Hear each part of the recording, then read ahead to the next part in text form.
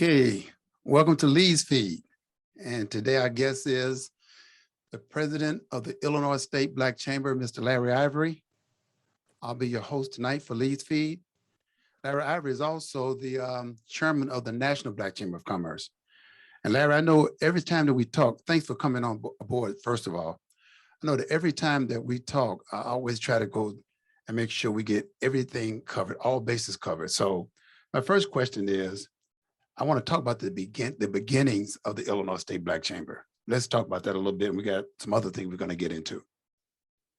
Well, hey, it's my pleasure, Lee. It's always great to be on your show, man. And I definitely appreciate you and your leadership in downstate Illinois, but more importantly, this whole media outlet that allows us a chance to kind of tell our story and talk about the things that are important.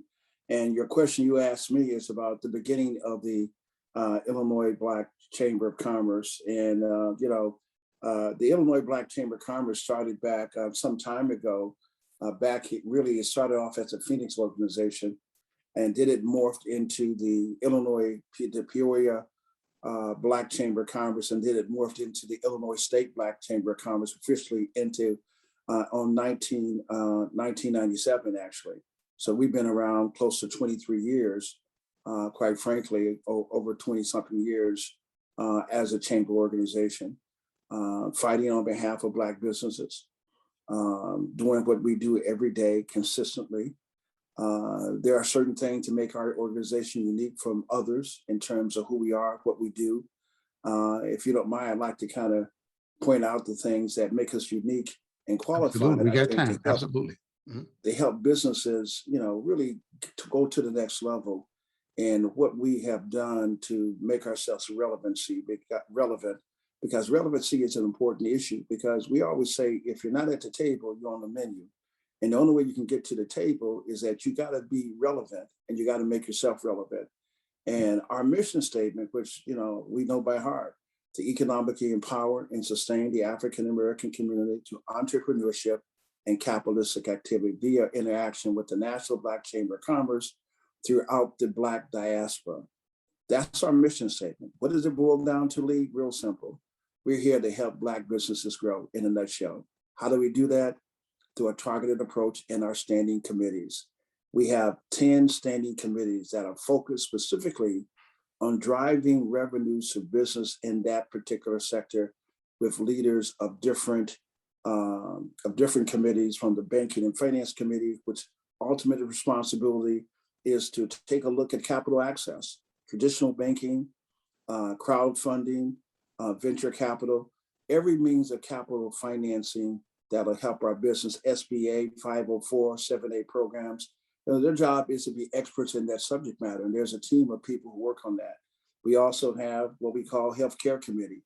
Healthcare is $1 trillion industry, and the state alone on the managed care organization, we're spending $20 billion. Of that $20 billion, Black people are getting a significant amount. Not only are we not getting the health outcomes that we deserve, we're not participating in the economics behind it at the same time. So we have Dr. Jeffrey Sterling, who's the chair of the Healthcare Committee. We have Construction Committee. People are building highways. They got over $1 trillion budget being spent on infrastructure. And we have a construction committee that's headed up by NOSA, one of the top Black general contractors in the state, over $200 million in bonding capacity, has grown from, I remember when he started off with $150,000 bonding capacity. Now he's at 200 million plus, doing business, building all kinds of wonderful edifice and, wonderful things that he's doing. We also have IT committee. IT is a growing industry. We can't sit idly by and not focus on IT. Do it. Spends billions of dollars each year. And so we push to get a number of things enacted by the sheltered market. We're the organization. No one else can take credit for it, but we're the organization who push to get the sheltered market in place so that African-American businesses and other minority businesses, but specifically African-American businesses, it was a procurement law, not a suggestion, but the law that stated that if you find discrimination, Lee, that you shall establish a sheltered market to correct it. Well, it's been on the books for a long time, but it never was utilized. We got Governor Rauner to do an executive order and put it in place. And there was two sheltered markets that were issued. One was in IT and the other was in advertising. And we fought to make sure that happened. We're expanding that. We're pushing very aggressively in reference to it. I didn't mention all the other boards, but I'm getting back to what makes us different. You know, we serve on the boards of very critical committees that have control over procurement. As an example, I'm appointed by the Senate President to be on the Procurement Policy Board. Procurement Policy Board has a responsibility on all procurement to make sure that policies are in place and challenge policies and give recommendations to correct any procurement in the state of Illinois, no matter if it's 100,000 or if it's 25, 100 million, 300 million, or $1 billion. So we sit on that board and we're able to make that phone call to any heads of agency, any procurement, and say, you know, we want to find out why this procurement went out with low goals or no goals in terms of minority participation. And we can stop procurements and we can challenge and bring them to the forefront. We also sit on the BEP Council, who establishes the goals in terms of minority participation. We're one of the longest serving members of that board, appointed by the governors. So we serve in that capacity also. So that makes us uniquely qualified that we can then influence state contracting and procurement and stop procurements and challenge status quo to make sure our people get treated fairly. And that's a unique place that no other chamber has, that we have, and we sit on those boards to protect the interests of Black business. We also have a strong Black media team. You're a part of that team, Lee.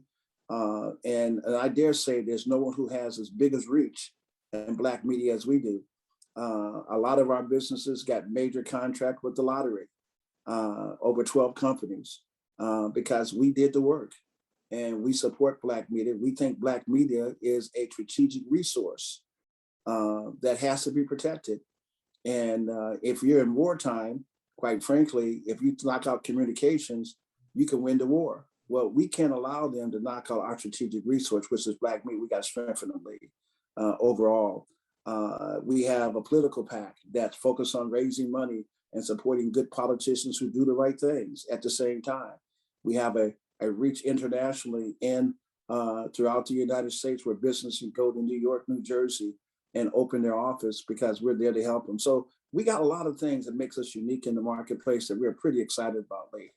That's great. That's a lot of good information. Well, I know you. I know how you're committed, and I'm glad to be a part of your team. I respect you as a leader.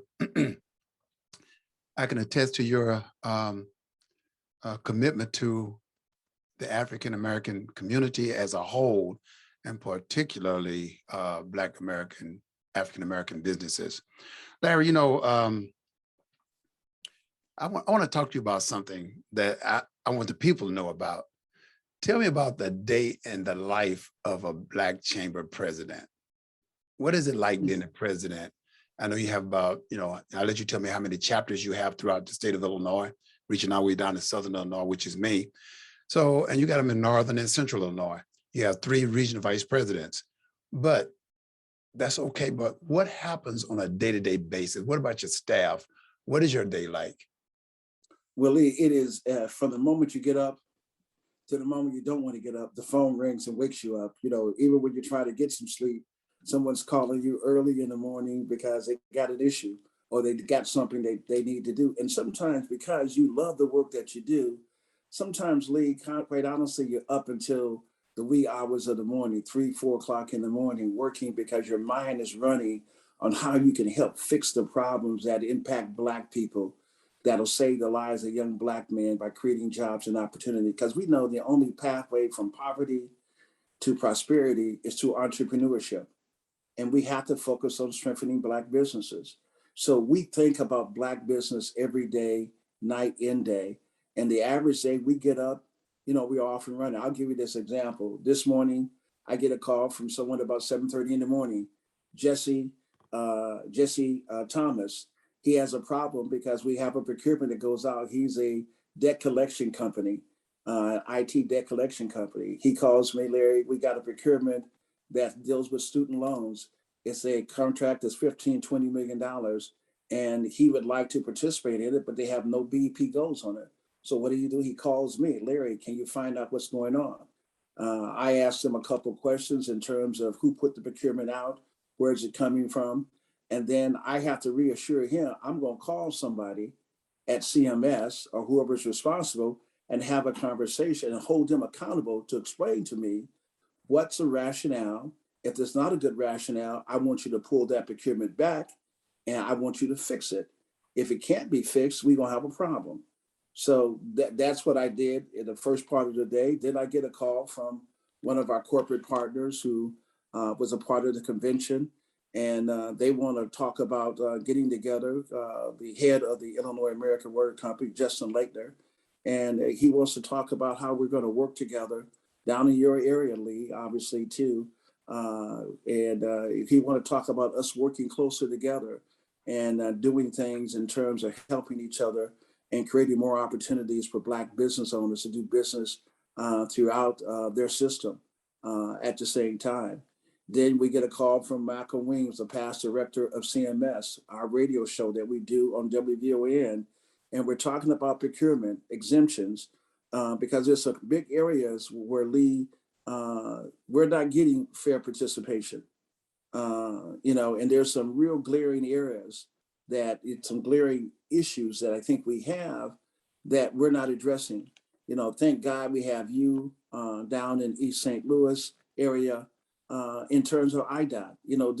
There's real problems where our money helped to build infrastructure, but we ain't participating and, we're not participating while our dollars help create the opportunity. We have Zoom calls where I'm talking about solar energy on a national level to talk about solar energy issues and how can we get more Blacks into solar energy because that's a growing industry. We're talking to do it on IT because of all the contracts they have. The list goes on and on. It is nonstop of fighting, advocating, listening. We're talking about the cannabis bill, all the money that the Black legislators fought to get cannabis in place. But when you take a look at how many Blacks are really got the license, Lee, we ought to be alarmed. We ought to be concerned that the very laws that they put in place that Black people helped to put in place, we're not benefiting from it at the level we should. But we got to be careful to make sure we've done our homework. We can't just say that without looking at the data, the information. So we don't shoot from the hip. We do our analysis, and once we've done it, we can come back and say, wait, we got a problem here, and here's what the problem is. We don't have Blacks with licenses. The first round of license went to all white people, but Black people are the ones who went to jail for cannabis. 40% of Black people locked up in prison deals with the issue of cannabis or weed, and they're still locked up. And the money that was supposed to go to help move them from when they come out, one, I'm not sure they're getting out. And number two, I'm not sure when they get out that we put that money in place to help them make a transition at the same time, because now it's legal. We got big issues, man. And if we don't fight for it and stay focused on it, our people will suffer. And I don't think we want that to happen on our watch. So we got to continue to move forward and fight for the things that we believe are important. The one thing I want to mention, and that's competition. You start and just a great thing and you move it and it's working, then people want to, rather than join you, they want to become your competition. There are several chambers out there that are mimicking the thing that you started back in 2097. 97, okay. Mm-hmm. And that's okay, competition is okay, but here's the danger in that. When state leaders and even state people in the state that own major companies, they much rather have an easy path and with these so-called diversity programs. They put them out there, but they really don't do it. And so if they've got somebody knocking on the door like you, who's going to hold their feet to the fire, they really don't like that. But if they can have a counter organization with the same name as yours, who's going to not stand up to and speak truth to power, they much rather have them in play. So Larry Ivory, I know you and we've talked. You've got some problems with the power brokers, black and white. You know, the shelter market, you made that work. You did some things that made the union be more accountable to African Americans. And the power structure doesn't like that.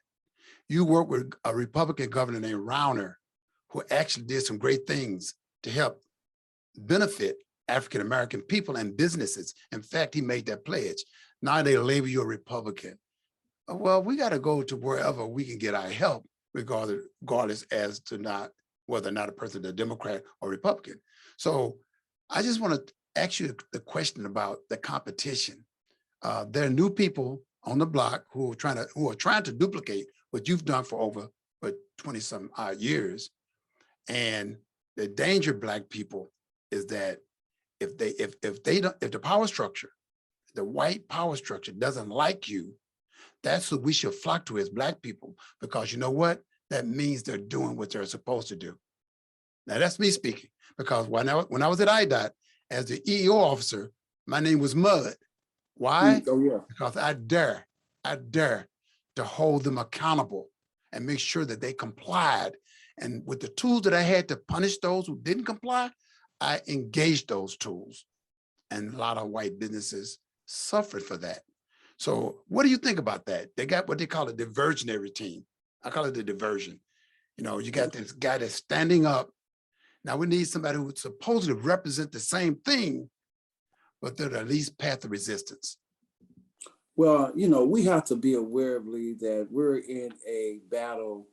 We cannot forget that at the peak of slavery, over 4 million Black people worked for free and gave America a competitive advantage. And we live in a society, unfortunately, that sometimes will take complete advantage of anyone, especially Black people. And they want to divide and conquer. So it's great when people put up another organization that they feel that will be more sensitive to them and be more to their liking. So they'd much rather not deal with an organization like us. But again, we're one of the most respected organizations in the state. You look at our board. I dare that there's any organization or chamber that has 28 board members, and 85% of those board members are CEOs of companies, and they're the best in class. So that speaks to our credibility. I got a question for you though. Okay, I know that because I'm a part of this organization and I've seen what happens. But why can't you get a meeting with the governor?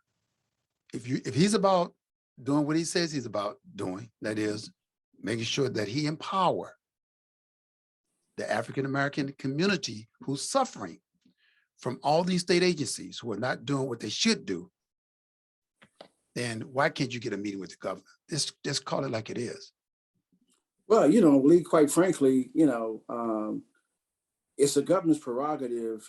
He should meet with everyone, especially an organization like ours, who's the longest standing organization, who has, you know, 20 years of background experience. None of the other organizations have that type of background experience or our footprint and our reach at the same time. And they're really, you know, I've gotten to a point where they're not really my competitors. I will let the market dictate what's real and what's not real. But in terms of the governor, I think you got to ask the governor that as to why he won't meet with the strongest Black business voice in the state of Illinois. I think he could answer that for himself. But it's clearly we've reached out to the governor to have that meeting. I'm hopingly that at some point in time, the governor and his team decides that it's in their best interest and our best interest to work together to make the state of Illinois a better place for everybody. And when Black business does well, it's good for the state of Illinois. When people are employed, when crime goes down, all these things are relevant, important things that help the state of Illinois to be better. Now, as to why we don't have that meeting, again, that's up to the governor to decide and to say whatever that reason or rationale is, quite frankly. And if we look at history and how major governmental officials move, I would suggest that the reason why he's not meeting with you is because even though we espouse, he does, that's coming together, and I'm going to make sure the African American community gets this or gets that, why wouldn't he work with an organization just to meet and exchange ideas? Was because the least path of resistance, and you're not that least path of resistance, your team is not. So we'll talk about that more at some other time. But I want to talk to you about the great convention you just had a few days ago. So why don't you talk about that convention? And you talked about the matchmaking. I was very interested in that. I know you had to do it virtual because of the pandemic. So let's talk about your, how do you, first of all, that's a tough thing to put together. Let's talk about your staff who helped you put that together. I think they did an excellent job. Name your staff members and let's talk about them a little bit. Well, you have Deja Monroe, who is one of our team members, graduated from Bradley University. This is her first year after graduate. She was interned with us, and then she graduated. Now she's working for us. You have Kenyatta Fisher, my daughter, who works for us. She's my personal assistant. You have Lord Mike, the head of communications for the organization. You have Janice Ivory, who is my wife, who is a special project manager for the organization. You have George Coleman out of Chicago, who's my Northern Regional VP. You have Will Cowles, my Central Regional VP. We got Lee Coleman, the Southern Regional VP. Those individuals, all these people play a part in everything that we do at some form or fashion. And the work that was done in order to pull this conference was built for the sake of Black businesses. Everything that we did was designed for Black business. From the very moment we started, it was all about what was relevant, what was important, and we created this venue for Black businesses. And matchmaking was one of the highlights of the conference. And we were proud of the fact that we had over 35 different groups, agencies, buyers who were sitting in a virtual room waiting to meet with Black business owners. University of Illinois, Western, Eastern, Northeastern, SIU. Define matchmaking. Let's make sure that people understand what is matchmaking in this context. Matchmaking is like speed dating. It's like if you're single and you're looking for a woman, you may go on the dating game. And that dating game, you get a chance to pitch, why you're a nice guy. And if the pitch is good, you maybe get a chance to end up with a beautiful woman. Well, matchmaking is the same way, but it's with businesses. Businesses sit there, they come and they listen, and we bring Black business owners to people like ComEd and Amron and People's Gas, Nicor, American Water Company. And we bring them, and they're people who are in charge of buying and procuring goods and services. They sit and they listen with the intent of finding companies that they can do business with, people of color, specifically designed to do business with them. And we had a powerful group of colleges, municipalities like Champaign, all kinds of companies who were looking for Blacks to do business with, man. And we had such a positive response from so many people. Matter of fact, several people have called and joined the organization because they went to that matchmaking. They said, Larry, we ain't never seen nothing like this. They didn't have one meeting with one company. Those companies put down, I needed IT, I needed construction, I needed professional service, I needed an attorney. We even had Senator Claiborne in matchmaking, meeting with colleges who were looking for attorneys to do bond counseling, things like that. So, we were getting down, man. I mean, you're putting Black businesses in a position. I stole something from you as the EO officer in District 8. You had what you call in District 4, when you were the consultant for IDOT Supported Services Program, which you were listed, the chamber was the #1 supported services group in the state, okay? So you had a thing called networking meeting, and it was very similar to matchmaking. So I stole that concept from you as the EEO officer, and in my resource center, we did the same thing that you did. And it actually had the district engineer in tears when he saw the number of businesses coming in with their portfolios. They have that one-on-one with a prime contractor. And that's where the businesses get a chance to sell themselves. And that's where deals are made, because people normally do business with people that they know. So I know that concept, and it worked for me in District 8. And I appreciate that. And I'm somewhat of a thief. And you gave it another name. You call it matchmaking now. But basically, it's the same thing, where a person who's in business get a chance to sit down with the prime contractor or a major business owner with their portfolio, and then they can talk one-on-one. That's great. Yeah, man. Well, we think it was great, Lee. And even though you might have taken that idea from me, I have stolen many of ideas from you. That's the beauty of brothers and sisters and everyone who has the right attention, that we learn from each other, man. I mean, we listen and learn from each other. If we're not doing that, then, that's a real strategic mistake. But, I'm proud of the fact that you and I have a strong relationship. You're my Southern Regional VP. If something happens in Southern Illinois, I know to call Lee Coleman. He knows everybody. He's connected to everybody. If I want to get something done, if I know I can call Lee when our guys had a problem. And he's old as dirt. Yeah, he may be old as dirt, but he's still feared, and people know he knows his stuff. I know without a doubt, when I tell you I got a problem with IDOT, and I got, we got a client who may have paid $2,500 to join the organization, and all of a sudden he got a problem with IDOT, with something that they're doing to him that he don't quite understand. Well, one of the things, first thing I say, let me call Lee Coleman. And so I pass the ball to you. You help take care of that problem. That person comes back to me and said, Larry, that's why I joined the chamber. Absolutely. That's why I joined the chamber, because if he had to do this on his own, he could not do it, and he would be absolutely hurt or harmed and maybe even out of business. This is a role that we play throughout the state of Illinois to make a difference. And we do it unashamed, unapologetic, but we do it on a consistent basis. That's why we're hard to beat, because you can't beat someone that is always helping someone at the same time. And our conference was a success because we had a venue of very powerful people. We had Senator Durbin welcome people to the conference. We had Congressman Danny Davis welcoming people to the conference. We had the mayor of the city of Chicago welcoming people to the conference. Yeah. We had the mayor of the city of Peoria, the mayor of Aurora. We had the Senator Belt was representing Senator Harmon, the president of the Senate, who spoke at the conference welcoming people. And the list goes on. And then our venue that we had, in terms of workshop, was extraordinary.